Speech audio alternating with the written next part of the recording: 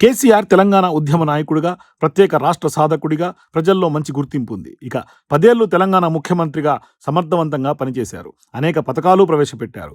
రైతు బంధు, రైతు బీమా, పింఛన్లకు మంచి గుర్తింపు వచ్చింది. అయితే కేసీఆర్ పాలనంతా మేడిపండు చందమే అని కాగ్ రిపోర్ట్ స్పష్టం చేసింది. 9 ఏళ్లు 2023 వరకు పాలనలో డొల్లతనాన్ని బయటపెట్టింది కాగ్.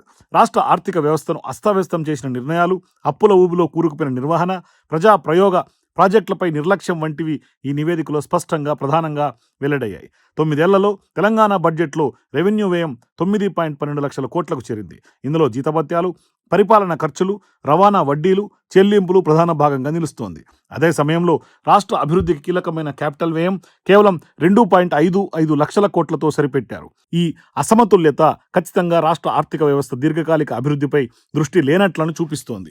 రెవెన్యూ వ్యయంలో 85% జీతాలు, సబ్సిడీలు, నిర్వహణ ఖర్చులకే సరిపోయింది. కొత్త ఆస్తుల సృష్టి పూర్తిగా నిర్లక్ష్యానికి గురైంది. కేసీఆర్ ప్రభుత్వం ఆర్థిక క్రమశిక్షణను పాటించలేదు. దీంతో రాష్ట్ర అప్పులు భారీగా పెరిగిపోయాయి. 2014లో 79,880 కోట్లుగా ఉన్న రాష్ట్ర అప్పు 2023 నాటికి బడ్జెటరీ అప్పులు 3.56 లక్షల కోట్లకు, బడ్జెట్ ఏతర అప్పులు 1.98 లక్షల కోట్లతో కలిపి మొత్తం 5.7 లక్షల కోట్లకు చేరింది. జీఎస్డీపీలో గ్యారంటీ అప్పులు 10% మించకూడదనే నిబంధనను కూడా ఉల్లంఘిస్తూ తెలంగాణ 15% దాటిన ఏకైక రాష్ట్రంగా నిలిచింది. ఈ అప్పులు కేవలం అభివృద్ధి కోసం కాక నిర్వహణ ఖర్చుల కోసం కూడా తీసుకోవడం గాడి తప్పిన ఆర్థిక వ్యవస్థకు నిదర్శనంగా నిలుస్తోంది. కేసీఆర్ పాలనలో కాళేశ్వరం సింహభాగంలో నిధులను మింగేసింది. మొత్తం క్యాపిటల్ వ్యయంలో 1,00,000 కోట్ల నీటిపారుదలకు ప్రధానంగా కాళేశ్వరంపై ఖర్చు చేశారు. సీతారామ, పాలమూరు వంటి ఇతర ప్రాజెక్టులకు నామమాత్రంగా నిధులు కేటాయించారు. దక్షిణ తెలంగాణలో పెండింగ్ ప్రాజెక్టులు పూర్తిగా నిర్లక్ష్యానికి గురయ్యాయి. కాళేశ్వరం బ్యారేజ్ నిర్మాణంలో అవినీతి, నాణ్యతా లోపాలు రాష్ట్రానికి భారమయ్యాయి. కేసీఆర్ పాలనలో విద్య, వైద్య రంగాలు తీవ్ర నిర్లక్ష్యానికి గురయ్యాయి. 9 ఏళ్లలో విద్యపై కేవలం 2,550 కోట్లు ఖర్చు చేయగా వైద్య రంగంలో సంవత్సరానికి 700 కోట్లు కూడా ఖర్చు చేయలేదు.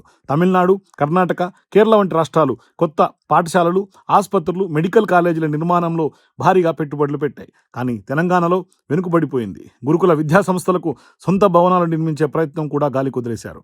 తెలంగాణలో పరిశ్రమలు, పెట్టుబడులపై కూడా దృష్టి సన్నగిల్లింది.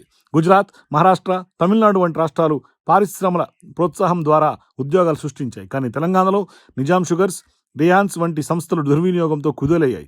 ఇక రవాణా రంగంలో కేవలం 19,948 కోట్లు ఖర్చు చేశారు. ఇది ఆంధ్రప్రదేశ్, గుజరాత్ వంటి రాష్ట్రాలతో పోలిస్తే చాలా తక్కువ.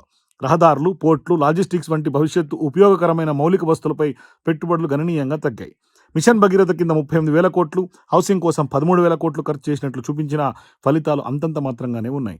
డబుల్ బెడ్రూమ్ ఇళ్ల పథకం గొప్పలు చెప్పినా అమలు మాత్రం నిరాశాజనకంగా సాగింది. ఇలాంటి పథకాలు ప్రచారానికి మాత్రమే పరిమితమయ్యాయి. విద్యుత్ రంగంలో 21,000 కోట్లు ఖర్చు చేసినట్లు చెప్పినా అదనపు విద్యుత్ సామర్థ్యం చాలా తక్కువగా ఉంది. పవర్ ప్రాజెక్టులు, కారిడార్లు వంటివి పెద్దగా ఫలితాలను ఇవ్వలేదు.